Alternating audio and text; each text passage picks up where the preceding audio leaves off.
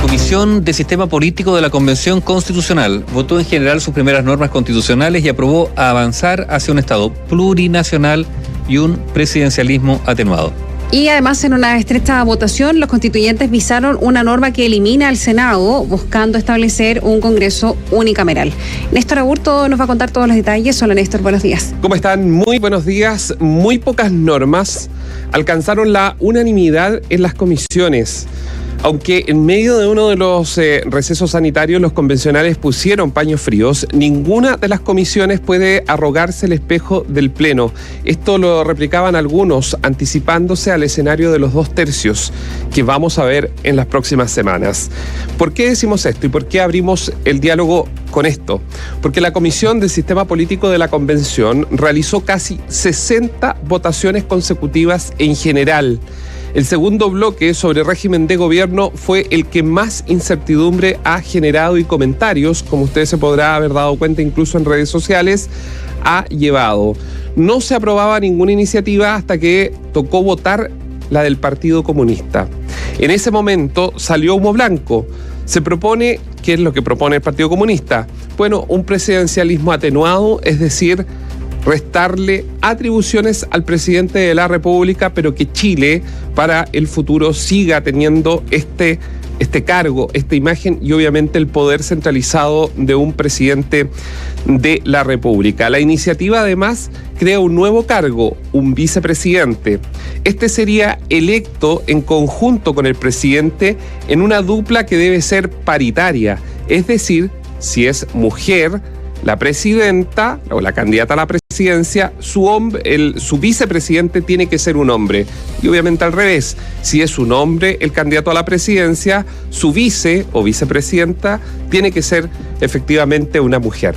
La norma contó con el apoyo de Vamos por Chile. Marcela Cubillos, por ejemplo, que es independiente pro UDI, precisó que decidieron aprobar la iniciativa del Partido Comunista por la esencia de su contenido, pero advirtió que en la discusión en particular buscará marcar justamente diferencias con el Partido de la Bandera Roja. El convencional comunista Marcos Barraza destacó la aprobación de esta norma. Nos permite un rebalanceo de atribuciones entre el Ejecutivo y el Legislativo sin lesionar la investidura de cada poder del Estado. Eso es muy relevante. Bastaba coincidir en la esencia, en un régimen presidencial. Por supuesto que tenemos muchas diferencias con la propuesta en particular y esas se votarán una a una en la discusión en particular a través de las indicaciones que podamos presentar. La votación en general significa que se abre la puerta para la discusión de esta norma. Sin embargo, todavía falta el análisis de las indicaciones que, de ser aprobadas, podrían modificar por completo el contenido de la moción principal. En materia de régimen de gobierno, el Frente Amplio había propuesto otra fórmula, una especie de semipresidencialismo. En concreto, buscaba dividir el Frente Amplio la figura del presidente de la República en un jefe de Estado y un jefe de gobierno. Por ejemplo, ¿qué países lo tienen? Que no tengan monarquía, evidentemente. Uno de ellos es Italia, que tiene un jefe de Estado y también tiene al jefe de gobierno. El mecanismo sería diferente, pero en estructura sería idéntico o igual. En concreto, buscaban, como decíamos, este escenario, pero este último sería elegido por el mandatario y ratificado por el Congreso. Esa era la diferencia respecto a el jefe de gobierno, que sería el que dirigiría para darle mayor estabilidad y no se tengan que las coaliciones conformar un proyecto de gobierno tal como ocurrió en España hace algunos años con Mariano Rajoy, que estuvo mucho tiempo intentando conformar gobierno. Sin embargo, esa norma fue rechazada. El convencional Jaime Baza explicó que se intentará insistir en esta discusión en particular. Vamos a conversar efectivamente de la configuración final del Poder Ejecutivo, esta relación, ¿verdad?, eventual entre un presidente y una vicepresidenta, pero también la presencia de este ministro de Gobierno, porque sí nos parece que el sistema político necesita un fusible para hacer frente a crisis económicas, políticas y sociales importantes. Y yo le aseguro que anoche algunos no durmieron tranquilos. Se movieron de la cama de un lado a otro. ¿Quiénes? Los senadores. ¿Y por qué lo decimos? porque la comisión aprobó ayer eliminar el Senado y avanzar hacia un Congreso unicameral. La norma, ingresada por Independientes, Chile Digno y Frente Amplio, propone que la sede del Poder Legislativo esté conformada por 205 miembros, quienes solo podrán ser reelectos una sola vez. La convencional de Movimientos Sociales Constituyentes, Alondra Carrillo, destacó que se aprobará la moción. También lo hizo su colega y miembro de Pueblo Constituyente, Francisca Arauna. Esta señaló que ahora hay que ir por los 2/3 del Pleno. Dimos el primer paso para poner fin al Senado, a una institución que ha sido expresiva de una política y una democracia elitista y excluyente. No hay una demanda tan sentida como la eliminación de este órgano muy poco representativo. Ahora necesitamos buscar los 2/3, ¿verdad? Sectores como el Partido Socialista o Vamos por Chile habían propuesto un Congreso bicameral con cambios sustantivos a las atribuciones del Senado. La idea era convertir a la Cámara Alta en una entidad territorial, algo que se perdió con las últimas modificaciones que se hicieron cuando se termina el sistema binominal. ¿Qué quiere decir eso? Que todas las regiones pesaban lo mismo en el Senado y no era por demografía, o sea, no era por la cantidad de habitantes como está ocurriendo el día de hoy, que Santiago o las regiones que tienen mayor cantidad de habitantes tienen mayor peso en el Senado. Antes, por ejemplo, las regiones del Biobío, las regiones de Valparaíso pesaban exactamente lo mismo en el Senado que Arica o Punta Arenas, algo que ahora no va a ocurrir. Sin embargo, esta propuesta fue rechazada y existen pocas expectativas de que coincida algún tipo de apoyo o el apoyo necesario para reponerla mediante una indicación. De hecho, el convencional de la UDI, Arturo Zúñiga, lamentó el resultado que tuvo justamente este particular. El proceso de descentralización de nuestro país también tiene que tener un componente político en una Cámara tan importante como lo es el Senado. Y obviamente eso ahora ya no se va a poder realizar debido a que se elimina la posibilidad de tener una Cámara como la del Senado que represente en igualdad de oportunidades a la región de Aysén con la región metropolitana. De momento, no existe alguna norma transitoria que defina qué ocurrirá con los senadores recientemente electos en caso de que se apruebe en el Pleno la norma de unicameralidad. Sin embargo, hay convencionales que han señalado que los cambios de la nueva Constitución deben ser transitorios a mediano y largo plazo. Ayer la Comisión aprobó otra norma que establece la inscripción automática y el voto obligatorio para mayores de 18 años. Para mayores de 16 y chilenos, el voto será voluntario, al igual que para los residentes en el exterior. Se espera que el 8 de febrero se realice la votación en particular en la comisión. Luego se despachará al Pleno un informe, el que deberá ser aprobado por 2/3. En síntesis, Chile avanza por una vía de un Congreso unicameral, un sistema presidencial atenuado y un Estado plurinacional. Es lo que más o menos se puede ya empezar a observar del debate, pese a que todavía quedan algunos pasos. Bueno, queda mucho. Sí, pero sí, queda mucho, pero ya comienzan a unirse en torno a estos temas, a estas temáticas. Yo me hago algunas preguntas. Si el Senado es excluyente, ¿por qué no lo es también la Cámara de Diputados? ¿Por qué sería más excluyente la representación del Senado que la representación de la Cámara? Lo digo a propósito de lo que decía una convencional ahí. Dos, si vamos a un Congreso unicameral, ¿esto significa quórums más exigentes para aprobar las leyes? ¿O bastará la simple mayoría de una sola Cámara para aprobar una ley? Lo que pasa es cuando hay congresos unicamerales, o la unicameralidad del Congreso, es que se piden estándares mucho más altos porque no hay más. No sé, pues. No, claro, pero la norma debería ser así. Debería ser. Porque si no, se imaginan que las leyes van a estar cambiando cada 4 años. Porque si es por el debería, digamos, depende de quién. Muchos creen que debería, pero en el debería no hay acuerdo tampoco. Porque algunos creen que sí, otros creen que no respecto a determinadas cosas. Hoy día, esto es interesante porque está mostrando efectivamente al cuerpo mismo, digamos, de la convención. Y uno el rediseño de funcionamiento del Estado. Lo que pasa es que a mí, yo digo, está bien. Probablemente lo que está ocurriendo, digamos, que hay un problema de representación significativo en todo el mundo. Digamos, la propia democracia está siempre cuestionada en el sentido de que la democracia representativa, cada día se le reconoce menos autoridad a los representantes. o sea, la intermediación, digamos, los políticos, esta intermediación, digamos, entre la ciudadanía y el poder, que son estos personajes elegidos, están perdiendo, digamos, fuerza, incluso hasta legitimidad. La pregunta es si eso se logra con otro tipo de intermediación, que es más o menos lo mismo, digamos, esa pérdida de autoridad por el simple hecho de terminar con una figura. Las otras figuras que queden o que se creen van a tener necesariamente, automáticamente, mayor legitimidad o autoridad. Lo dejo como pregunta, no tengo la respuesta. Si hay algunos que se preocupan. Hoy día, por ejemplo, hay una columna en el diario El Mercurio. ¿Quiénes la firman? Esto es muy relevante. Pedro Güell y Arturo Fontaine. ¿Quién fue Pedro Güell? Pedro Güell, sociólogo.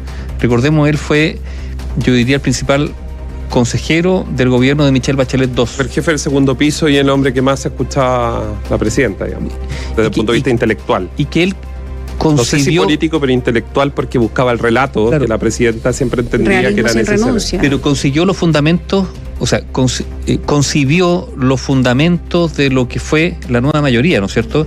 La ampliación de la base de respaldo, la necesidad de reformas profundas para garantizar orden social, es parte, digamos, de lo que en más de una ocasión dijo Pedro Güell. El otro firmante de esta columna es Arturo Fontaine, que fue director del Centro de Estudios Públicos, el CEP, ¿no es cierto?, que es un centro de pensamiento ligado a la centro derecha o a la derecha. Bueno, los dos firman, y los dos en esta columna hablan de la necesidad de que haya un presidente elegido y que haya bicameralismo. O sea, ellos no están por un congreso unicameral. Es que todos dicen que el Senado, o sea, las personas que tienen una posición respecto a que tener un congreso único, lo único que sucedería, digamos, es que se aumente el poder que tienen y las parcelas, las cuotas de poder que pueden tener quienes allí estén sentados. Los políticos, digámoslo. Los políticos. Y eso, digamos, llevaría, digamos, a un problema tan similar a lo que estamos viviendo hoy día, que todos se quejan que cada diputado es dueño de su territorio y no le gusta que se metan ahí. Y designan, si son oficialistas, designan a las autoridades que ellos quieren, no al mejor, sino al que ellos quieren. Al tener un Senado y una Cámara de Diputados, evidentemente se hace un control de las leyes distinto, diferente. Y ha sucedido, poder. Y en Chile ha sucedido. Ahora, es que... Hay proyectos que llegan al Senado y que finalmente en el Senado no ven la luz. El gran tema es lo que obviamente ya no se puede corregir ni trabajar sobre eso, pero no hay que perderlo de vista, que es que en particular el sistema en general en Chile está en crisis. Todas las figuras de poder están siendo cuestionadas constantemente. Muchas de ellas hay reconocimiento de que en su actuar deficitario ocasionaron gran parte del estallido social, cada una de ellas. Ni hablar de lo que le corresponde a nuestro Congreso, o sea, de las instituciones menos valoradas por la ciudadanía, y de ahí que uno puede entender que algunos digan, ¿saben qué más? Esto ya no va más, el Senado, obviamente, en esta discusión, y vamos a una unicameralidad. Pero obviamente hay que tenerlo siempre análisis en relación a lo bueno y lo malo, lo que tiene definitivamente. Como decía Aníbaldo, no necesariamente porque se acabe con una institución va la otra a ser inmediatamente la mejor o mejorar. Lo que sí yo creo, por lo menos mi opinión, es que si bien puede existir dos cámaras, hay que hacerle modificaciones, evidentemente. La representatividad regional requiere que el Senado tenga ese rol mucho más activo, a diferencia de lo que tiene la Cámara, y cambiar quizás un poco el rol definitivamente del Senado. Ahora, para ir al tema del presidencialismo, uno no puede dejar de ver además cómo la derecha intenta poner sus votos donde puede obtener algún espacio, porque ayer apoyó un proyecto o una idea que es del Partido Comunista, efectivamente. Ahora, y era porque le sonaba a que mantenía de cierta forma la figura del presidencialismo, ¿no? Aunque es más atenuado, es muy distinto a lo que conocemos, pero ellos dicen todo lo que sea presidencialismo lo vamos a apoyar porque consideran que es así de relevante. Catherine, yo creo que en el debate, Daniela Ruiz-Tagle más de alguna vez que está todo el día siguiendo el debate, lo ha mencionado. Hay distintos capítulos donde más allá de las conveniencias es levantar la mano. La UDI con el Partido Comunista tienen más de una coincidencia. Probablemente en cómo esto debe caminar tienen diferencias, pero sí son partidos que tienen una visión más conservadora de algunas cosas. Y ahí algunos se sorprenden, pero bueno, es parte de las estructuras de estos dos conglomerados, que es el Partido Comunista y la Unión Demócrata Independiente. Claro, y la discusión además, o la forma más bien de discusión que tiene la convención, que es inédita, lo hemos dicho más de una vez, por la cantidad de representatividad que tiene, por la forma en que se vota. Y claro, uno puede ver esto que, no digamos que es inédito, porque en otras oportunidades nos hemos sorprendido más o menos de lo mismo, pero ahora queda más en evidencia. O sea, que la UDI vote a favor de una presentación del Partido Comunista. Lo que la columna que escribió Pedro Huel con Arturo Fontaine dicen: un parlamento unicameral difumina la representación de pueblos y territorios. Sí. La segunda cámara sería la representación nítida y visible de la reunión de las naciones de Chile. Eso era antes el Senado, y dejó de ser lo que tú decías. Antes los senadores... A ver, que nunca debió modificarse, ese fue porque la presión política llevó a modificarlo. Claro, representaban, digamos, las regiones. Exacto. Eso eran los senadores. Y por lo tanto se discutía mucho por qué en Aysén habían 2 senadores y no sé, en la región metropolitana 4, porque se dividía la región metropolitana 2. Bueno, porque habían 2 senadores porque representaban una región, no un número. Son territorios y no habitantes. Mira, esta columna de Pedro Huel y Arturo Fontaine dice, por ejemplo: no podemos renunciar a construir un sentido ni a ser los conductores de nuestra vida en común. Hay que reparar el sentido profundo, cultural y simbólico de la idea de representación política, que lo hemos dicho está en crisis, ¿no es cierto? Dice, ese es el atractivo y el peligro actual del populismo. Plantea una representación simplificada de la realidad en blanco y negro, masas y élites. Ofrecer superar el desarraigo de la fusión de las diferencias en torno al líder carismático, pero no es democrático, anula el procesamiento deliberativo de las diferencias y es ficticio, no lleva su fusión al orden constitucional. Dice, el desafío actual de la representación no se soluciona con parches críticas al populismo, ni solo con nuevas leyes electorales. Hay que repensar el régimen político, pero no solo en clave de eficacia institucional, sino en primer lugar en clave de relación subjetiva y cultural entre el sistema político y la ciudadanía. La diferencia y el diferendo son ya rasgos irreversibles de nuestra realidad compleja, pero sin una referencia visible e institucional del proceso y resultado de nuestros acuerdos, sin un representante de lo común de la construcción, seremos extraños a nuestra propia ágora.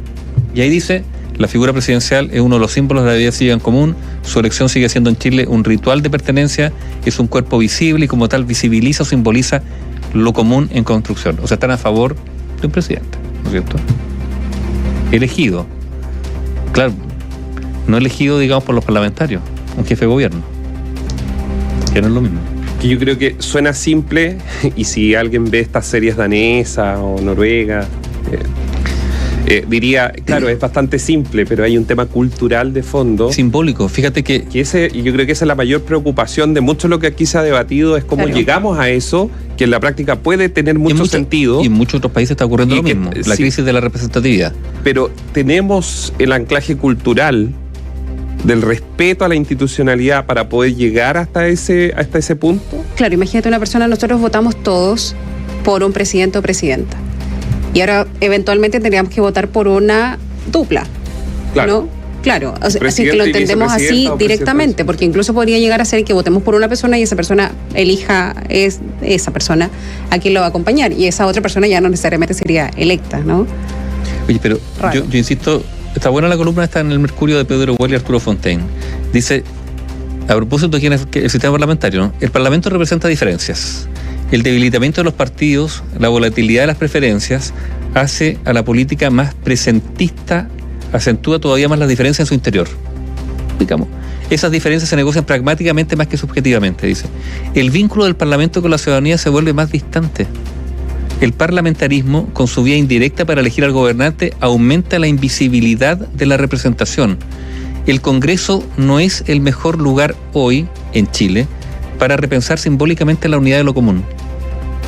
Porque claro, todos estamos hablando de los senadores, pero hablemos del Congreso en general, de los diputados. El ciudadano, le podemos preguntar. Hay que ver las encuestas. ¿Se siente tan identificado con ellos? O sea, a ver, porque... Personas llenas de privilegios. No, porque estamos pensando, pero dejemos incluso, digamos, la percepción que podemos tener. Datos, ¿no es cierto? Queremos, en el fondo, otorgarle más poder al Parlamento. Pero resulta que el Parlamento hoy día tiene... Que es este mismo Parlamento, digamos. Claro, son los mismos, se van a hacer elegidos igual, pueden cambiar los nombres, pero resulta que... Y es un problema, no estoy diciendo que esto sea... Que haya que cerrar la posibilidad. Simplemente estoy diciendo que por esta vía lo que queremos es otorgarle mayor poder al Parlamento, en detrimento del presidente, por ejemplo, y resulta que en las encuestas el Parlamento tiene una evaluación más baja que la presidencia hoy día. Lo malo por lo peor, si es que las encuestas son ciertas o no, digamos, en términos de percepción estoy hablando, de afinidad, de cercanía, de confianza. Hoy día, los partidos y el Parlamento tienen niveles de aprobación más bajos incluso que la institución presidencial. O sea, que el dato quede ahí, digamos, porque es importante. Y por eso, claro, Pedro Huel y Arturo Fontaine, como tú leías, son partidarios del bicameralismo en el sentido de la representación de las regiones, e incluso hay eventuales escaños reservados para los pueblos originarios, dicen, en el Senado más que en la Cámara. Por eso yo decía, si en este momento no plantea en esta crisis, en este nivel, con esa aprobación del Congreso, si a las personas tú le dices, vamos a eliminar una de las cámaras, con todo lo que significa, mala aprobación. Y si le pones los números al lado, suena mucho más. Y si le pones, claro, presupuesto que, cruzada, comillas, se ahorraría. Porque ganan un montón de plata, eso son otros temas que se cruzan en la discusión. Todo eso, obviamente, van a optar por eliminar una cámara. ¿Te acuerdas cuando se redujo el número de parlamentarios? ¿Qué fue lo que pasó? No se redujo, la misma plata se repartió entre menos. No, ya. No, pero te refieres a los senadores designados. Sí. Sí.